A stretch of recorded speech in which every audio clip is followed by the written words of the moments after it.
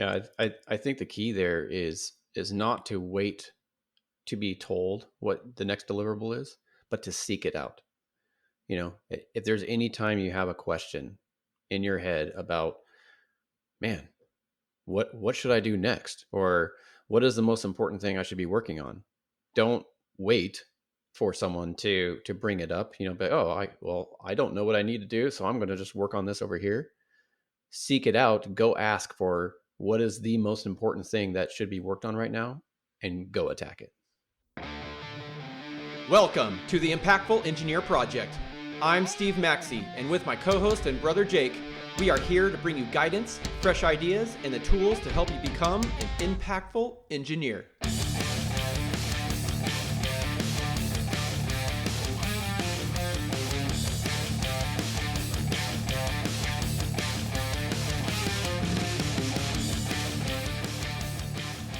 Welcome to the Impactful Engineering Project.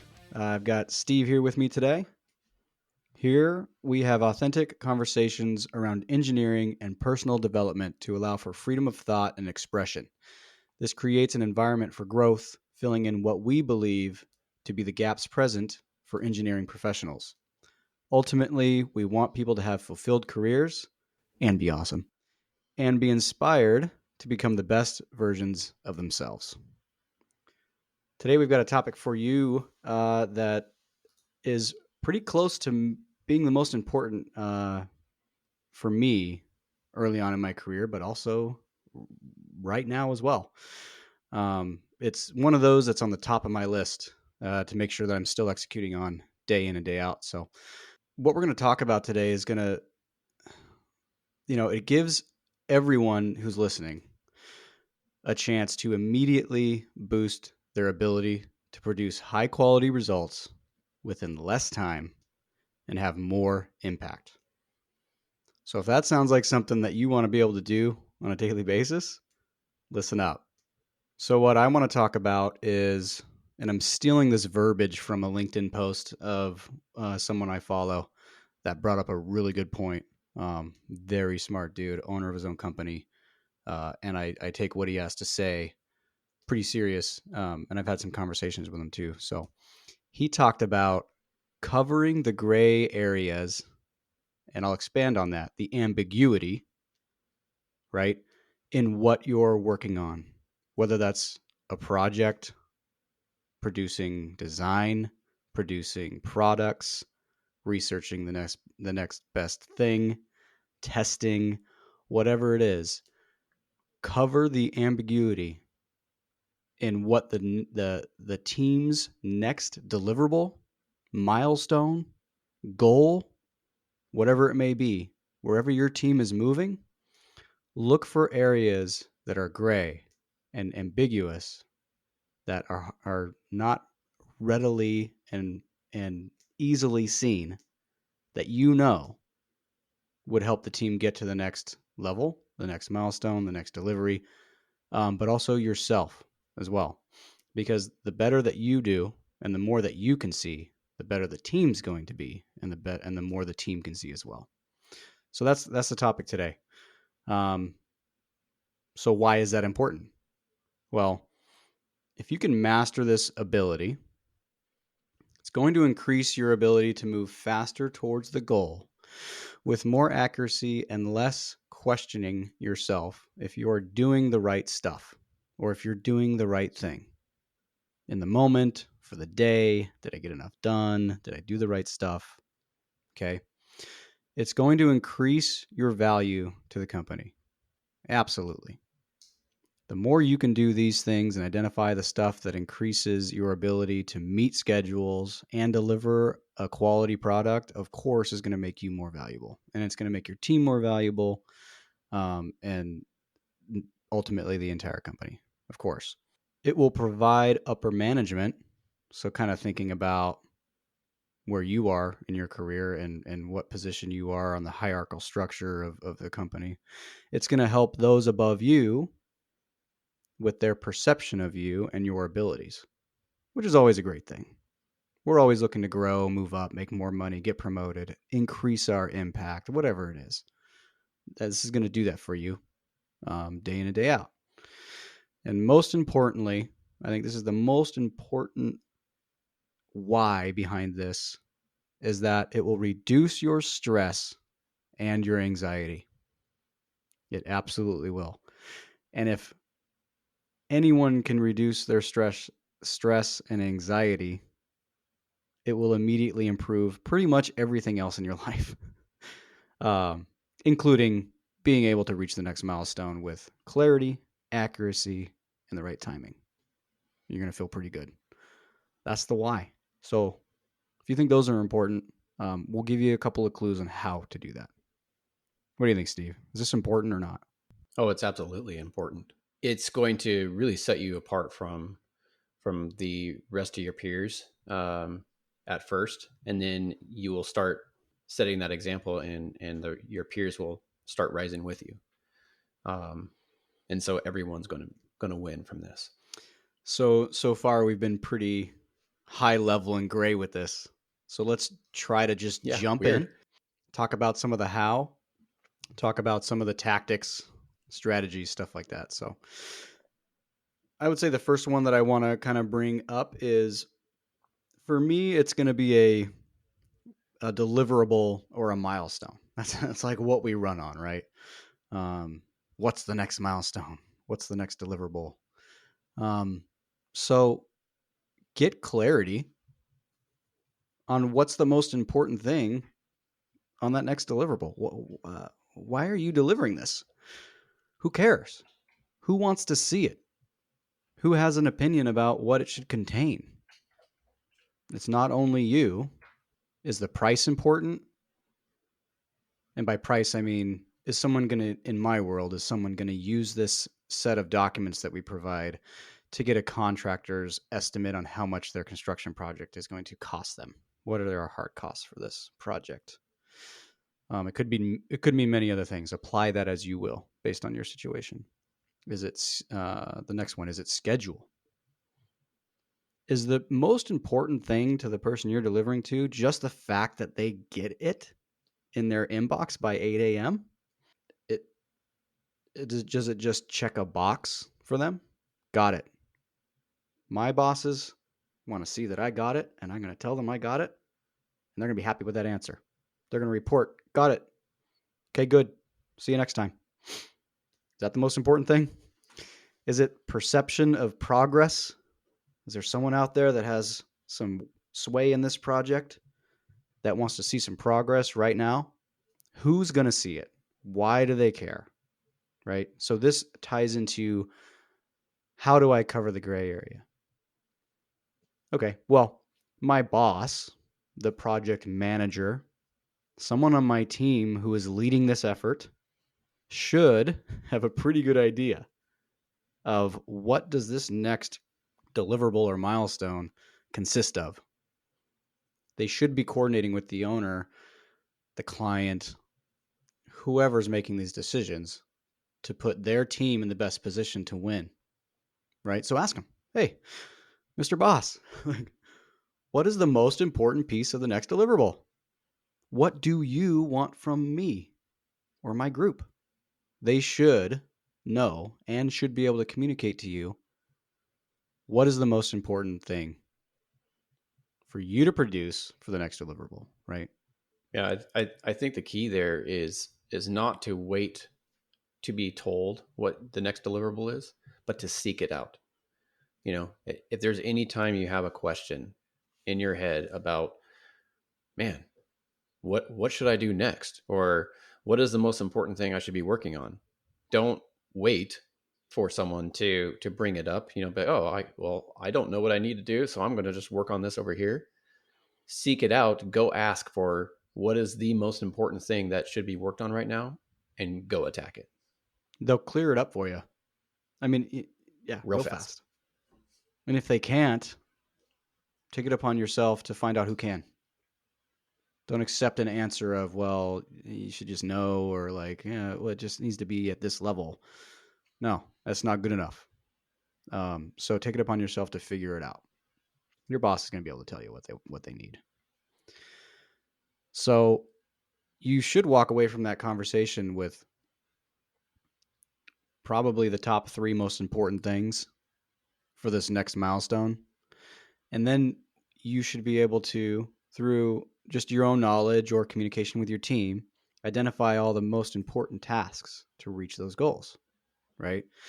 And then you should be able to, through that guidance, back in this deliverable date and decide which of those things you can get done by that deliverable date. And then take it a step further and communicate the ones that you don't think can be done by that date back to your boss. Say, hey, I've got your guidance on what's important. Here's what the team can produce by that day. Here's what we're going to be missing because we think we can't get there. Either you guide me and give me maybe some tasks to drop off that I thought were important and replace them with the tasks that I said I couldn't get done.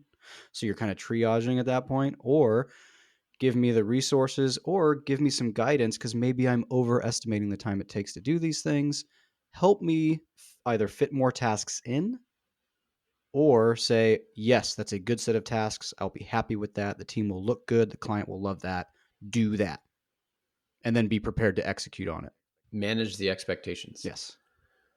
There should be more conversations happening around that for sure. And these conversations don't take a lot of time. You just have to know who to talk to and have a 10-minute huddle and be prepared to bring what you think is the best course of action. You iterate and you walk away with what is the most important.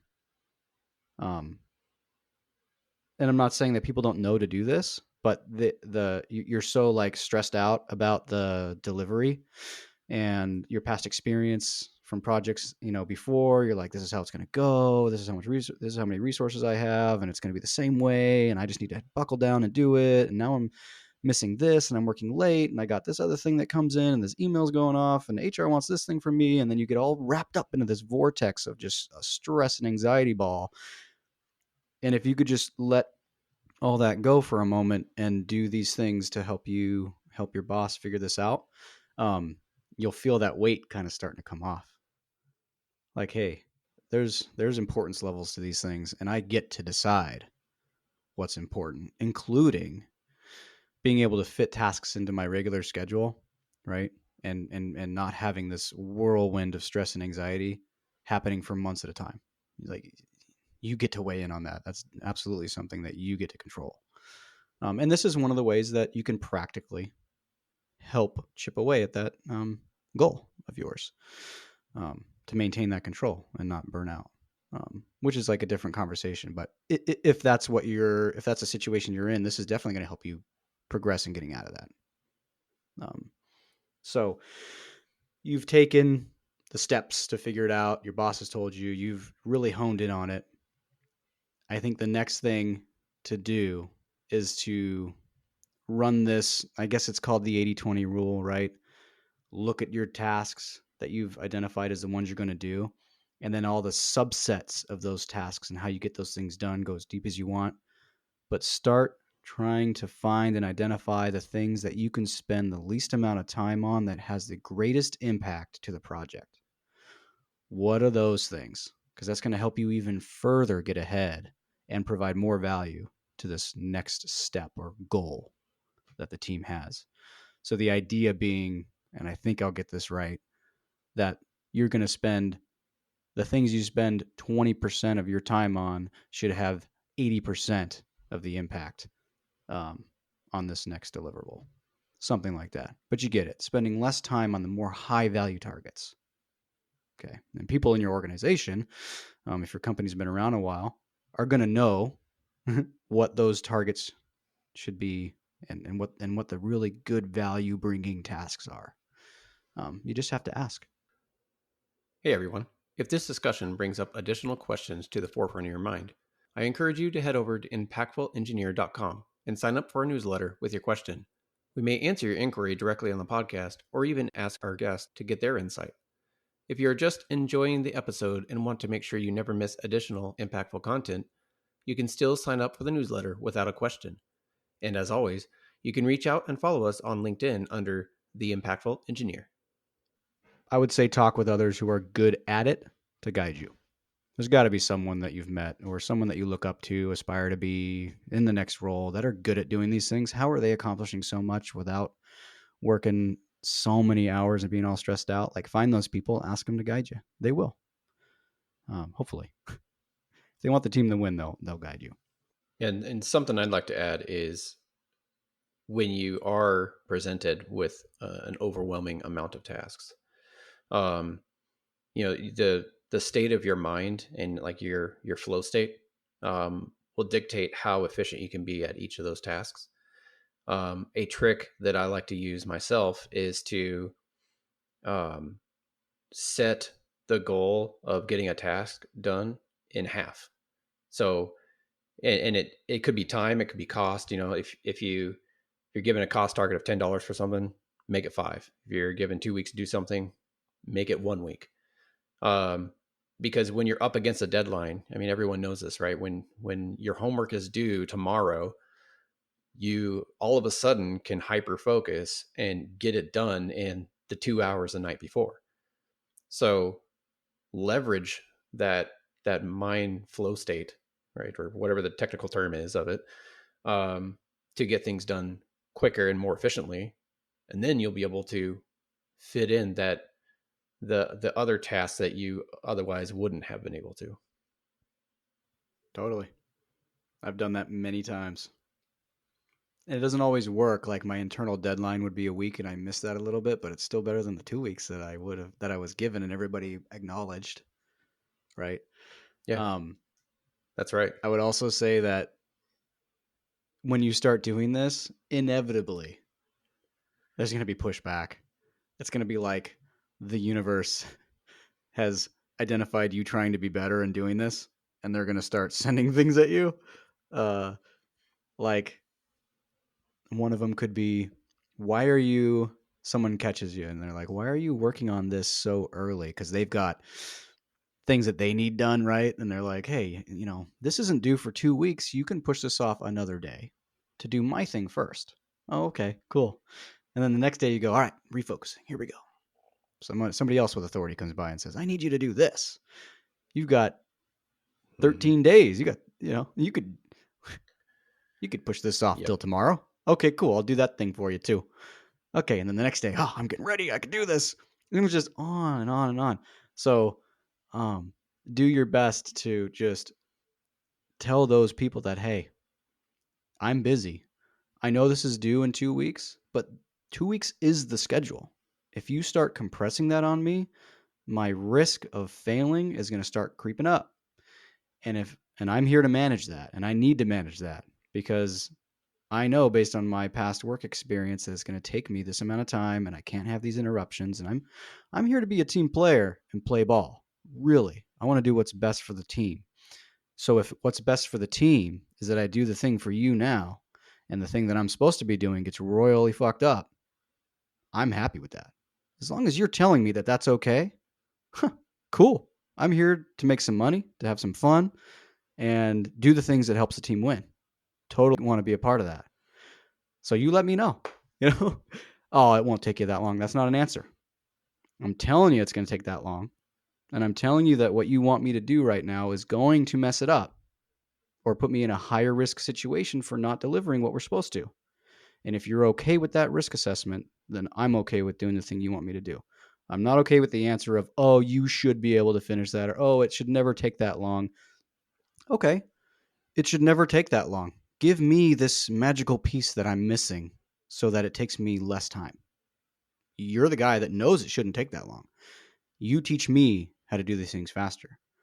Oh, well, it's this and blah, blah. No, I need you to teach me because I'm going to do this thing for you, and this other thing is going to get pushed off, and it's most likely going to fail in some form or fashion. You just either need to be okay with that or give me the tools to get it done. And then if the discussion truly is that you should be able to do it, we've done everything we can to train you, everything we can to give you the tools to do it, everything the mindset, the this training, that training, we've worked with you for 6 months and you're still not where we want you to be, that's a different discussion at that point in time. That's not a whether you know how to do it faster or not. That this is a whole other ball game, you know. But you got to start somewhere before you get there. You got to start with managing it, trading time. I know that people just want to, hey, it shouldn't take you that long. And then they want to go like, nope, you're going to do this. And I don't want to talk about risks. And I don't want to talk about you failing. You're going to do both. You're going to be fine. It's going to be great. You're going to turn both things in. And then the next manager comes through is going to make you do something else. And those things are going to get done. They just want to hop off to the next thing. I encourage everyone to start having deeper conversations than that and having realistic conversations. It's going to make, dude, if you can do that and work your way through the mud and be comfortable being uncomfortable for a little bit, talking about these things, the other side, you do more in less time and produce more valuable work and make more money. And then your team's happier. I promise you. But if you continue just to take work and do it with no regard to any kind of tactical planning or discussions like we've been talking about, it's just going to be that way for the rest of your career. Because you've invited it and you've accepted it, and now you're training everyone else around you that it's okay. Hey, my fellow impactful engineers. If there's one thing that you could do to help out this community, it's to keep listening to the podcast, but also if you found value in it, to share it with one person, give us a 5-star review, or even leave a text review. It'll only take a few seconds of your time. Find that person that you think could enjoy some of this or learn from it, and pass on the good word. Now back to the show. Yeah, I want to take the flip side of this. When you're in that situation where your workload is not very heavy, and you do have an important milestone, but you feel like you're in that relaxed state. You're like, oh, I'm in the valley of workload right now, because engineering's always peaks and valleys of how much effort you need to put in. It should be.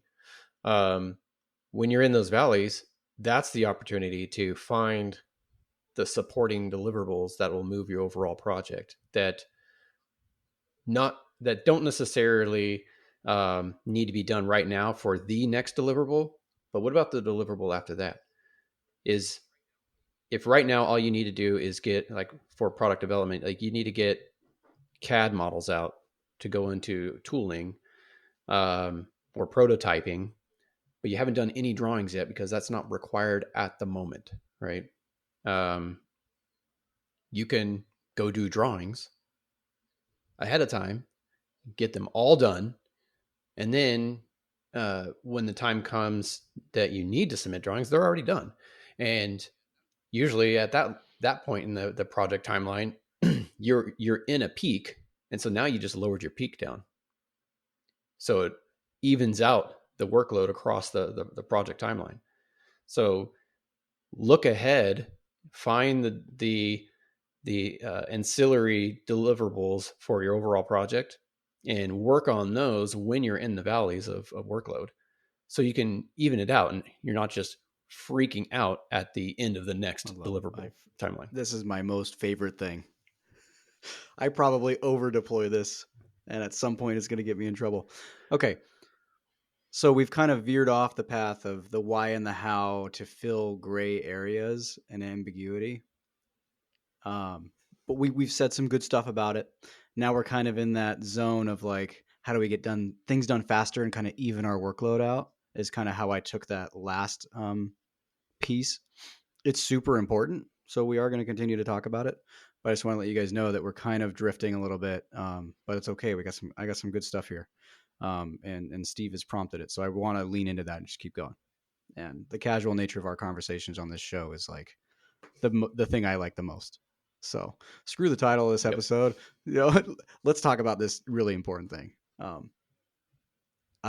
That whole concept of doing the work ahead of time is just awesome to me. People look at it as a negative, that you're spending budget and you're doing things that don't help the work that you immediately have in front of you. And this might tie a little bit into the investing time, kind of, but it's a separate topic in its own right. I love it. And I encourage people to pick up this habit. I don't think it's a detriment at all. It has saved me so many times from here's the way I look at it. I want to have this reserve horsepower, this reserve bucket of energy. I want to have this thing that is built up over time that I can deploy that is so powerful that when time comes for crunch, because there's always that super important project. The deadline is the most important thing, and we're going to all work 70 hours this week. Awesome. Because I haven't worked 70 hours for the past year, I'm ready to sacrifice a little bit. And then I have that reserve power to just push through. And when I'm in that, it feels so good because I've held on to that reserve power. And I've done that through what Steve talked about. Hey, we have this delivery that is 2 months out. What are the things that we could do right now with no information that we're waiting on?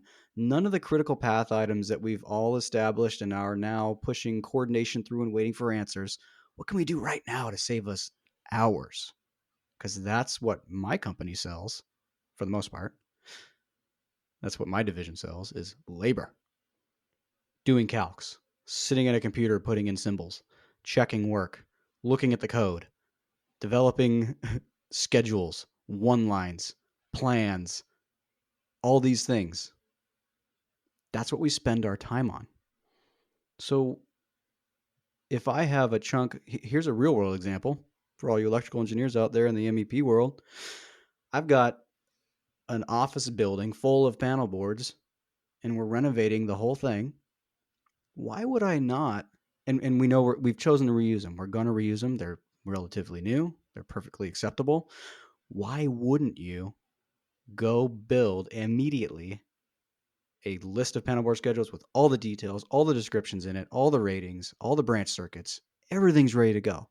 Even though you're in the BOD stage and all you're going to try and do is convey that, hey, we're going to reuse these panel board schedules, or not schedules. We're going to reuse the panel boards where the existing system's good. We're moving forward with that. Like, okay, someone who's not an advocate of this strategy, and I know some of those people, they come flying in and go, well, what if, the doomsday scenario, right? What if the whole project drops and all of a sudden you spent 20 hours doing these panel board schedules and we'll never get that money back? Okay, that's sure. I know 20 hours that some people have spent some time on that will never get back that was of no value, but okay, great. That's fine. It's actually a valid concern. Okay. And you can weigh that based on the risk that you see of the project doing that. For the most part, most projects go through 99% of the time past the BOD stage. We're going to be fine. But what filling out, and the BOD is going to have none of that detail, right? But I'm not even talking about drafting it. I'm not talking about using the software programs we use to get it in there. I'm talking about building very simple sheets from photos that takes no time at all. And you've got your whole list so that when you're designing further down the road and you've got selective demolition, you've got things that people want to talk about, you're designing your panel board schedules, you're trying to get your branch circuits aligned, you're delegating that out. Guess what you have? This whole nice schedule that you get to reference and do that job quick. And it saves you time. So that's one small tiny example. Setup procedures, getting through the nitty gritty of setting up the baseline of the model you're going to work off of is also a lot of time that you can spend early on getting done. So those are some real world examples. I'm sure that'll resonate with some people if they're in the construction industry. And but that's the whole. I think in a nutshell, that's what Steve was talking about, and it's like my favorite thing to do. Yeah. Set ourselves up for success. Yeah, just normalize the peaks and valleys of effort throughout the project. Yep. So you're not cramming. Yep. Absolutely. Everybody understands that. I get off my high horse here now. Get off my soapbox. I'm done. Yeah. So I mean, Steve, do you have anything? We're going to wrap this up. I mean, I'm sure there's great stuff in here. Do you have anything else on the why or the how for covering the gray area in understanding and responsibilities? I mean, really, you just want to, back to the reducing your stress and anxiety, having clarity of what needs to be done, and over delivering ahead of schedule. I think will accomplish that for you. I mean, I know it's just kind of recapping the whole episode in one sentence, but that's kind of how I'm taking all of this. Yeah, and it's the key. It's the unlock for everything else. If you can imagine your life as it is, and one's heavily stressed and full of anxiety and one's not, I mean, which one are you going to enjoy more? Which one are you going to learn more, do better, excel? Like, it's the obvious answer is the one without it, right? So anything you can do to reduce that is something you should be paying attention to. I highly recommend that you do. Finding out. So I'll say one last thing, and it might be a good real world example too. I don't know exactly where I'm going with it, but determining your path and getting clarity on the path towards the next deliverable early is going to help you flush out things that you feel unprepared to do as well. So, from my experience, everyone you talk to about their workload knows it very well for the next week or for the week you're in. They've planned it. They don't have time to teach you, for the most part, to set aside a half an hour to an hour to go over this thing, to teach you this thing. So if you have something that's out 4 weeks and you've identified the highest priority things and you're not trained on one of them, you can plan a session with a senior engineer, tell them all about the project, and they can cover the thing you're not good at. You get it on their calendar for 9 to 13 days out, and they're super happy about that. And that works with your schedule, and you work on all the stuff you do know. And when that comes up and you meet with that senior engineer, you bring up the stuff that you're crap at, and they fill the gaps in your skills. They tell you exactly what needs to be done, or at least close. And then you've got 2 to 3 weeks after that to execute on it and make your delivery. Let's avoid coming up to 4 days before it's due and you've finally gotten to it because you've been not saying no to other things that you need to say no to, and you finally start looking at it and you go, holy crap, there's this really important thing that I have no idea how to do. And now you're rippling and blowing up other people's schedule to get the answer if you're the kind of person that will demand the answer. Or you'd be the person to go, oh shit, I'm out of time. I got to figure this out myself. You're going to Google it and struggle and look at other projects and try to make it right. And you're just going to waste time. You're going to build stress and you're going to build anxiety. I think that's one of the things you can do to remove the most stress and anxiety is planning ahead, getting those items, and then scheduling the help too. That's awesome. I see that all the time. People doing that. With you too, right? Oh yeah. Yeah, it ties up my time a ton having to drop what I'm doing to make sure they're supported, right? Because their projects are under my category of things that I need to handle, and so I have to make sure that these things are delivered. And so I have to also figure out, okay, what's the level of importance of this versus the things that I was currently doing, and I have to either say, hey, I'm sorry, I just can't help you right now, or yes, let's sit down and do this, and then this other thing slips and I have to communicate that. So I mean, it just helps everyone's workload by looking ahead and identifying areas where you are lacking or areas where you can tackle something ahead of time. And you really appreciate it when it's in advance, right? And you can schedule it in. Oh, amazingly, yes. And then your perception of that person's ability to get the job done probably goes in the right direction. Yep. 100%. Cool, guys. That's the show today. Of course, the commercial was put in earlier, but give us your thoughts, give us your questions. Please, take that 30 seconds to just drop us a line. Say anything you want. Really, we just want to start gathering some interaction from the community and start talking about the things you really care about. And the best way for us to know that is if you tell us exactly what you care about. Till next time, guys. Thanks. Hey, guys. I hope you had a great time listening. Maybe you learned something new. Maybe you got inspired, or at least took one thing away that you'd be able to use. Maybe you just had a good laugh. Impactful Engineering's hope and mission is that through this podcast, we can play a small part in expanding the reach and awareness of engineering and all of its many areas of application. The multiple engineering career paths available can be hugely rewarding as part of a fulfilled life, creating opportunity to impact nearly everyone in the modern world. An engineer's work helps to foster creation of new technologies, create safe and comfortable environments in which people can work, and lends to the sustainable future of everyone on the planet. The world needs more impactful engineers. Our vision is to provide engineers with the perspective and the tools to allow themselves the opportunity to become the most impactful engineers they can be. Included in our vision is to grow the impactful engineering community to a point where we can provide full ride scholarships to students in every single U.S. state every single year. This is an enormous goal. With your help, we can get there. To start, we will continue to execute this mission in the way that we know how, having conversations, telling stories, and talking about what we find interesting and are passionate about. If the episode made you think, made you object, made you think you could possibly be doing something more with your day, or brought about an idea that you could spend more time on developing further, please share the show or recommend it to your friends. Even if you didn't personally think it was a huge help, there may be someone that you know that could benefit from it, and that's all we can ask for. Until next time on the Impactful Engineer Podcast.